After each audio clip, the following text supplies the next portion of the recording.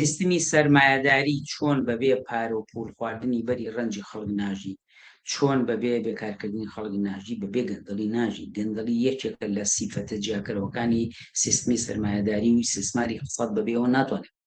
لە پاکترین، من لە قەوسایڵێن پاکترین، لە پاکترین وڵاتانی دنیاە هەر جارێک لە پڕ دۆسێکی گەندەڵی کەشف بێت. 2 ساڵ لەمەوبەر لە وڵاتێکی وەکو نرویجایەکی لەو گەندەڵیانەی کە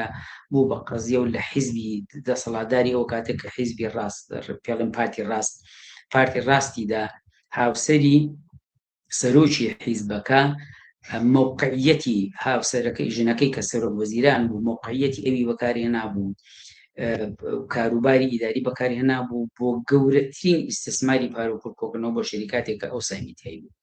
ئەمە بوو بە قەزیە کە نابێت تۆ دەستبەریەوە لە کاتێکە